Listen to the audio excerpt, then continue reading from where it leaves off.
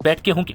जिन मुद्दों को लेकर वांगचुक अनशन कर रहे थे वो पहले से ही हाई पावर कमेटी में चर्चा का हिस्सा है। कई नेताओं ने उनसे अनशन खत्म करने को कहा, लेकिन उन्होंने अरब स्प्रिंग और नेपाल जैन जी आंदोलन जैसे उदाहरण देकर लोगों को भड़काना जारी रखा। 24 सितंबर सुबह 11:30 बजे भीड़ अनशन स्थल से निकलकर एक राजनीतिक दल के दफ्तर और लेह के सरकारी सीईसी दफ्तर पर टूट पड़ी। उन्होंने दफ्तरों और वाहनों को आग के हवाले कर दिया, पुलिस पर हमला किया और 30 से ज्यादा पुलिस और सीआरपीएफ के जवान जख्मी हो गए। हालात बिगड़ने पर पुलिस को गोली चलानी पड़ी, जिसमें कुछ लोगों की मौत हो गई।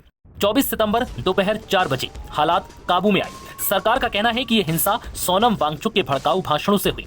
हिंसा के बीच ही उन्होंने अनशन तोड़ा और बिना स्थिति संभालने की कोशिश किए गांव लौट गए।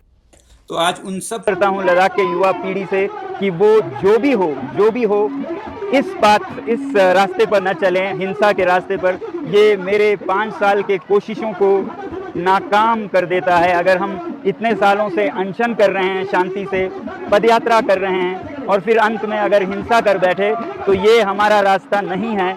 इसलिए मैं फिर युवा पीढ़ी से हाथ जोड़कर विनती करता हूं कि हम शांति के ही रास्ते से सरकार को कहें, और सरकार भी मैं चाहता हूं कि शांति के संदेश को सुने। जब वो शांति को अनसुनी कर दें, 1 बार अनशन, 2 बार अनशन, 5 बार तक अनशन करे कोई, ले से दिल्ली तक पैदल चले आए शांति से, और उसका भी कोई अनसुना कर दे, तो फिर इस तरह के हालात आते हैं। इस समय मैं सरकार से कहूँगा कि वो संवेदनशील हो लद्दाख के बारे में, और युवा पीढ़ी से कहूँगा कि वो शांति के रास्ते पे चले।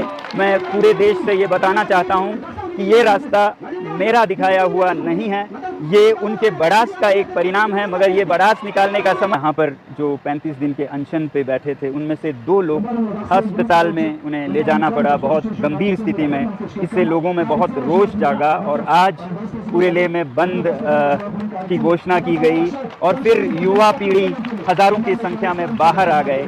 कुछ लोग सोचते हैं कि ये हमारे समर्थक थे।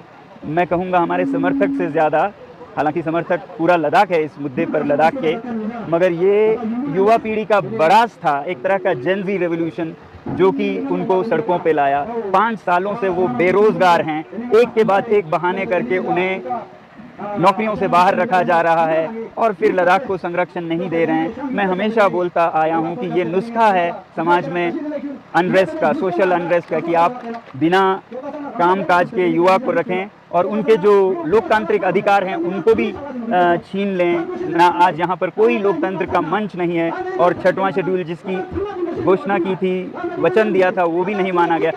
फिलहाल मैं इनमें नहीं जाना चाहूँगा।